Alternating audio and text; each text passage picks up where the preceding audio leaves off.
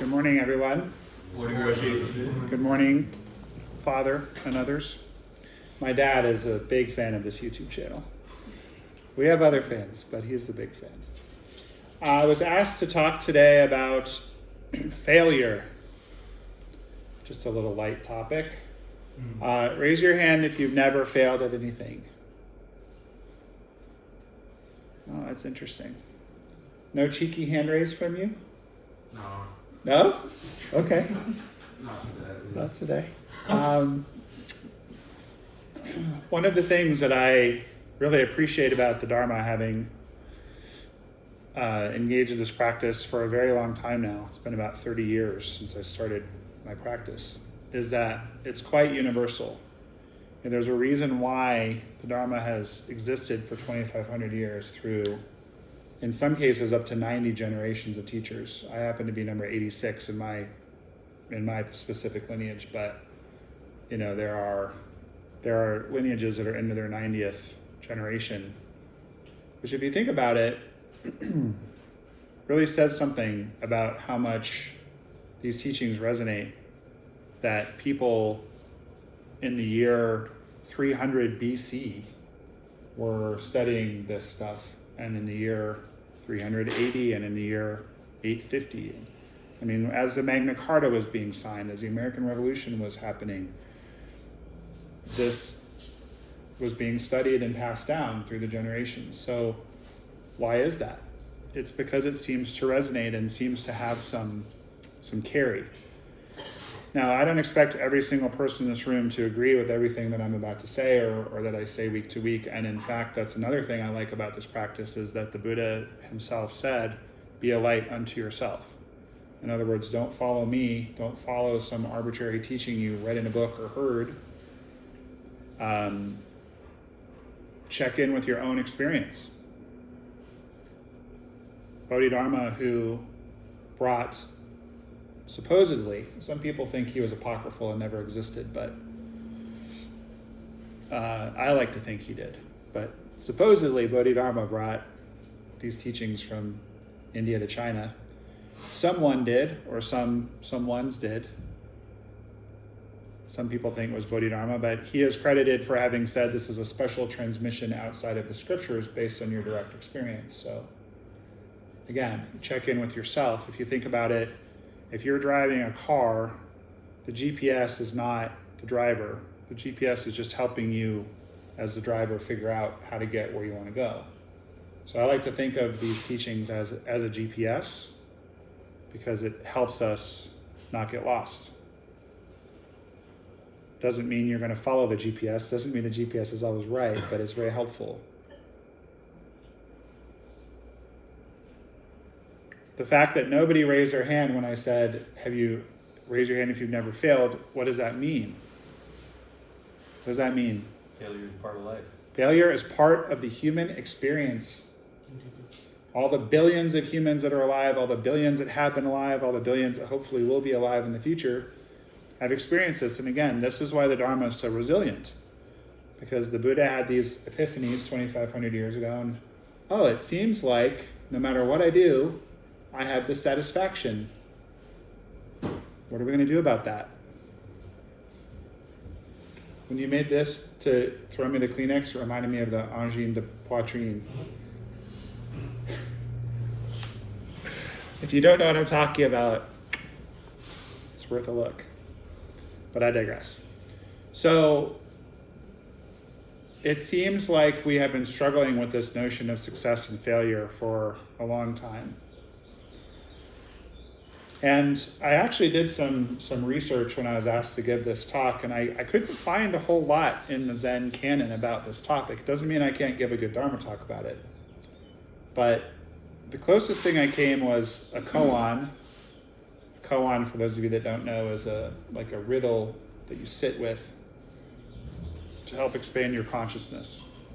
There's about 600 in our particular canon, but there's thousands. It's just our particular lineage has about 600. But in the Blue Cliff Record, which is the third book that we study, case 2, Master Joshu states, the great way is not difficult if you avoid picking and choosing. And we could go further into that koan. There's more to it, but I don't want to give a whole talk on that koan. I just wanted to reference it as that is a pretty declarative statement about if you are doing a lot of picky and choosing, a lot of judging, life will be harder. The great way, following this Zen path, it's not difficult if we avoid picking and choosing. So maybe you'd prefer it was a little warmer in here, a little cooler in here. Nothing wrong with that. There's nothing wrong with having a preference. But if you get into this headspace of, why is it so cold in here? This is so stupid. Why are they so stupid? Everybody's so stupid. That's going to be harder, correct? If you go around thinking that way, your life will be harder. Conversely, if you go, why am I always so insistent that it be exactly the way I want it to be? I'm so selfish. That's also a problem. We want to just try to avoid having really strong, really solid stories. We want to be a little bit flexible about things, if we can. Actually, my friend David Loy has a beautiful book called The World is Made of Stories. If you've not read it, it's one of my favorite books. And he basically goes into a lot of detail about how we as humans create meaning through the stories that we tell, and particularly the stories we tell ourselves. So this leads us to today's topic. What is success? What is failure? I would posit that it's a story that you tell yourself. I mean, at its most basic, we go, I want to achieve X.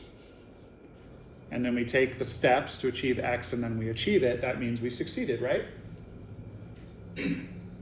Many moons ago, there was a big wall right here, and I wanted it to not be there. And as you can see, it's not there. I succeeded in removing that wall, right? That's success. By the way, once you see it, you can't unsee it. There's a very clear difference in the wood, right there. Most people don't notice, but then once you see it, it's like very obvious. I succeeded in knocking down that wall. Yay me. Let's say that for whatever reason we couldn't knock the wall down, then I would fail to knock it down, correct? Everybody with me? So maybe you want to go to graduate school. So I succeeded in getting into graduate school. I succeeded in getting my master's degree, right? That's success. If you bomb out of graduate school or don't get in, you failed, correct? Failed relationships, failed jobs, failed whatever, right?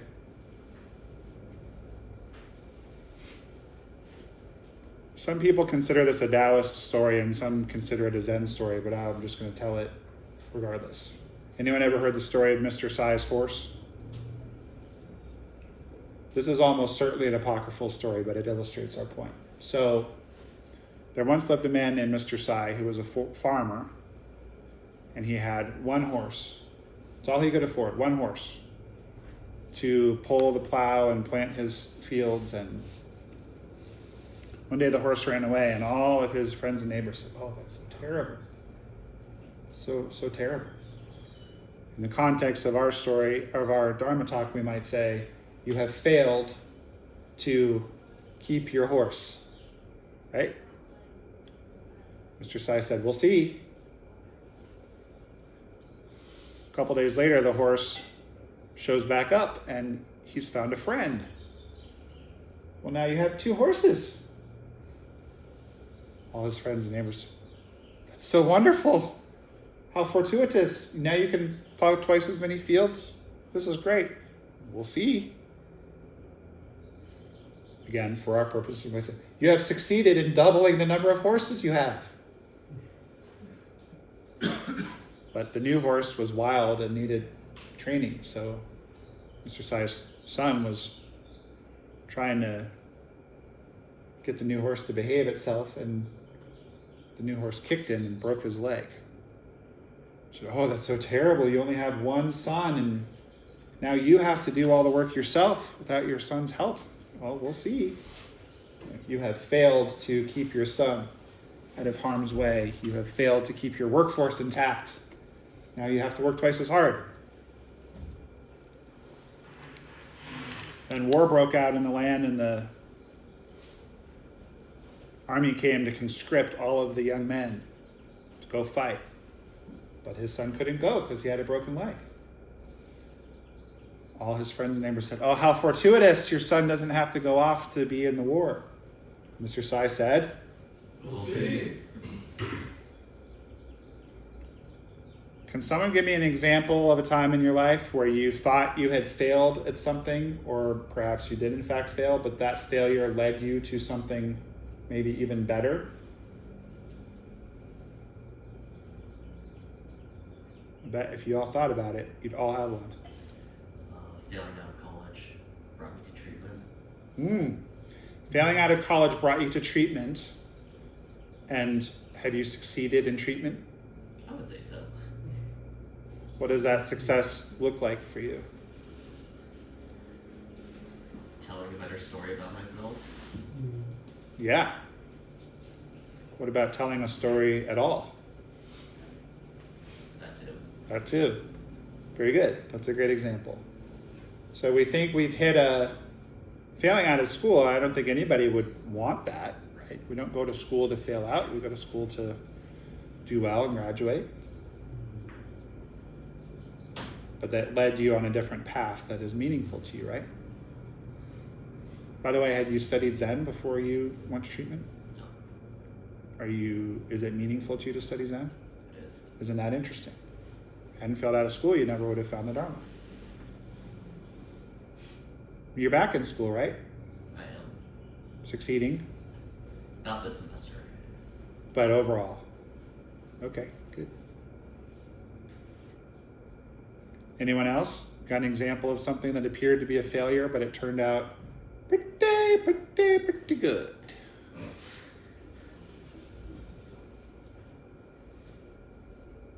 No one? Well, I'm struggling to think of a specific example. I like mistakes. Most of the things I've learned in my life that have value to me, or like, not that, a lot of the things I've learned that have a lot of value to me are because I was wrong. Yes. I don't know. My mom, do you know growth mindset? No. My mom is a teacher. Well, she's the head of school now, but she's like, was always very persistent on like us having growth mindsets, which is just like, a fixed mindset is like, I can't do this. Mm-hmm. I'm incapable. A growth mindset is, I struggle with this now, but I will grow. That's right. And I don't know, it's really helped.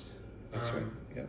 And a lot of, especially in my like childhood, a lot of things I believed very firmly, but then I got into like arguments with my sister, and I lost all of them.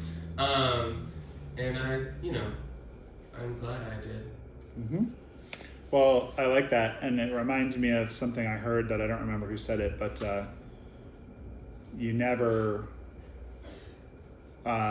lose, you either win or you learn. Yeah. Right. By the way, well, actually, anyone else have an example? I thought I heard someone start to speak up. I started speaking. Go ahead. I was just gonna say it's a vague answer, but just I see it as kind of my life in general. I've had a lot of large failures that have led to my great success right now. Mm-hmm. Because I would say my life as a stock in general is kind of pretty up there. Yeah. Compared to the rest of the previous parts of my life. So Yep. I would say those dips definitely. I would say, yeah. You're trending up. Oh yeah. Well, and it's interesting too. There's a theory called spiral dynamics that I ascribe to, which is that when I was So I've had a long career in behavioral health, and I've had lots of conversations with lots of families and lots of people about their progress. And a very common concern that families have around here, I don't know if any of you have ever experienced this, is she's backsliding or he's backsliding. This is the old behavior that we used to see, and it's back. We thought we'd made all this progress, but we haven't made any progress, right?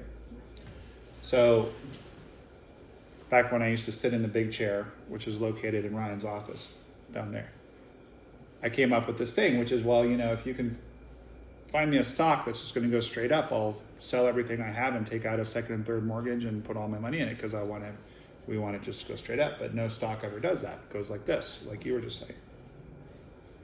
That got nuanced for me by a former clinical director here who was really into spiral dynamics, where basically what tends to happen is that people, organizations, groups, we tend to regress and fall back and down, and then we project up and forward.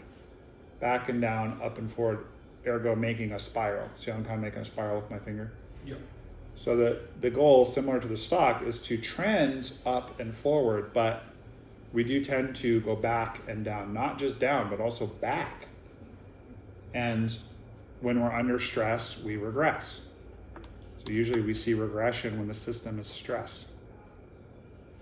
Maybe you're not feeling well, maybe someone passed away, maybe you have a new job, or whatever it is. Even positive stress can be challenging. New relationship, well, maybe you're deeply in love with this new person and yay, everything's great, and yet now you have to consider what they want to do and what they want to eat and what movie they want to see. Maybe they don't want to see Alien Poltergeist 7, The Revenge of Zoran. Maybe they want to go see a rom-com. You want to go see Blood and Guts. Well, you didn't have that problem before you had the relationship, right? And that can be stressful because you love the person you want to accommodate and you want to be in partnership, but maybe you're not good at that, or you're not experienced, or you don't know how, or whatever. Stress. But yeah, we want to just be trending up. So a success or a failure can open another tree to a bunch of more successes and failures. That's right. Successes and failures open new pathways to more successes and failures. And as a matter of fact, we have no idea whether something's actually been a success or a failure. There's no point in overthinking about it. Correct. I don't think there's any point overthinking. Now, I think if you're not getting the result you want, you might want to zoom out and look at why. And there's a lot of really talented people around here that can help you do that, from your friends to your case managers to your parents to your therapists to whomever. To, by the way, that black cushion, just sitting on the black cushion and letting things arise often brings insight. You don't have to do anything, just sit there. And then something will click. You see the koan, you go, oh, of course, this isn't working because I'm not approaching it right. I should try this approach. Now, I want to be really clear, this is not nihilism. I'm not saying don't try ever, Isn't Homer Simpson famous for saying, never try? That's not what I'm saying. You should try to make your life better. You should try to make the world a better place. You should try to be kind to yourself and other people. But try to not get too attached to the outcome. That's what Master Joshu's pointing at. Avoid picking and choosing. Don't be too attached to your preferences. Of course, we have preferences. He doesn't say eliminate your preferences. You can't do that. That's a fool's errand. But you can, is it really a big deal? I could go see, I don't remember the name of my fictional movie. Poltergeist 7, Rise of Zora. Very good. I could go see that tomorrow with my friends who want to see that, and go see the rom-com today with my beloved, right? Not a big deal.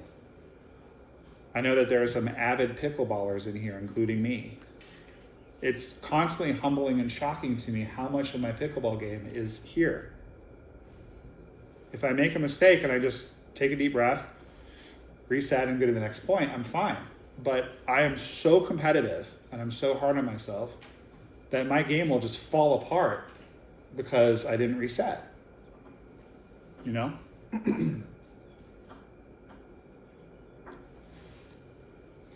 This is an excellent example. Those of you that can see this bird who's pecking to try to get in on the window, it's not going to work.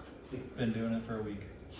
So it would be, because we have higher order thinking than the bird, we might want to take advantage of our big human brain and go, I am not achieving my objective with what I'm doing. How might I change my approach? Right? You should try to succeed, but just also understand that success and failure are simply concepts. I'll give you guys a very, well, actually, did you have an example you wanted to share? I did another thing you said about, like, it's a failure until it becomes, or what I heard something was like, how what I was so convinced was like a permanently defining failure in my life. So, for example, like quitting my last job by just not showing up, then not applying to law school, taking 5 LSATs and never checking the scores, while at the same time accumulating roughly $60,000 in gambling debt. Right. Did not seem like a success, that kind of whole. Sure, that seems like kind of an epic fail. I understand that. And yet, here I am, right, that's right. happier than I ever could have been. That's right. That's right. So, what if I had gone to law school? What a failure that could have been. That's right. That's right. Well, and actually, go ahead. And who knows? Who knows? Right? Well, Spoken like a good Zen student. Who knows? Not knowing is most intimate. Why? Because not knowing creates possibility. When you think you know something or someone, you're limiting things. You don't know. That's the whole point. You don't know. Roshi, how do I become Very good. comfortable with not knowing? Sit on that cushion a lot. Dang it. And also, I can help you. Does it have to be that specific one? I'm here every Wednesday morning to do Dokusan, and there's only one person that consistently shows up. I wish that you would all show up, and I'd have to figure out how to manage to see you all. I can help you with that. Mostly sitting on the cushion, but also getting help from a teacher is not a bad idea. I feel like But I actually want to emphasize this. When you are sitting on the cushion, you are sitting in not knowing. You are sitting in a place that's free of concepts. And most of the time, we are in concepts. And by the way, that's necessary. We all agreed on a concept that today is Wednesday. We all agree on a concept that this space is called the Zendo. We all agree on a concept that we're going to sit in here and I'm going to talk and you guys are going to listen at 9:30 every Wednesday. So that's okay. That's fine. We just should not be overly attached to that concept, right? And it is, I want to emphasize too, it is difficult to embrace not knowing because not knowing is scary. The reason we're so fixated on knowing is if I know, then I'm safe. It's paradoxical, but I find it very freeing to not know because if you can become comfortable with the concepts of not knowing and of like dukkha, having discomfort, impermanence,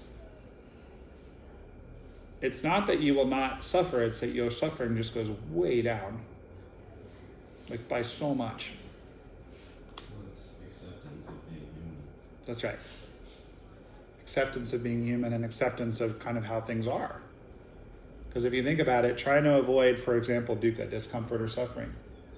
Most of my problems have come not from the problem, but from trying to avoid it. Right? I have a friend who recently revealed to me that he's been engaged in some extracurricular activities, shall we say. And my guess is that that began as an effort to find peace, comfort, joy, tranquility, whatever. And that is not what's happening. In fact, I mean, professionally, I've worked with many people who are having affairs, as a therapist or a coach. I've had friends who've done it. I don't judge it, but my observation is it just doesn't seem to help. You either want to address what's going on in your marriage or you want to get out of it. This kind of like trying to have it both ways doesn't, again, I don't judge it. It just doesn't seem to result in any actual relief. It seems to make it worse. Those of us in recovery, I mean, I'm sober over 20 years. I still get tempted sometimes. By the way, if you want to be stupid, be in recovery and get an office next to a bar. Because when we were looking for an office for our new business, there was a beautiful suite available next to PJ's, and we grabbed it. And I love my office, but I'm constantly walking in and out of this place that's next to a bar. And I don't think about it. I don't think about going to a bar except when I'm at a bar. It's just stupid. We just made it harder than it needed to be. So the landlord recently was like, we're thinking of selling the building. I was like, no, I do not want to be here long term. It's fine. It's not gonna cause my demise. But I mean, what I used to do is I used to go to bars because it's nice to just like hang out and not feel everything and have your mind clouded. Nothing wrong with that, but I got myself into, you mentioned debt. When I was drinking, I got myself in a lot of trouble because I would some days be too hungover to work. And I was self-employed and I wouldn't make money that day. And I had all kinds of I had a lot of fun, but I also had a lot of behavior that I'm not proud of looking back on it. And I don't want those complicators in my life now. I don't judge it. It's not for me. I would rather face my suffering squarely and deal with it because, again, impermanence, it's going to pass. I'm aware of the time, so I wanted to make a final point, but we could have part 2 next week if you guys want to keep talking about this.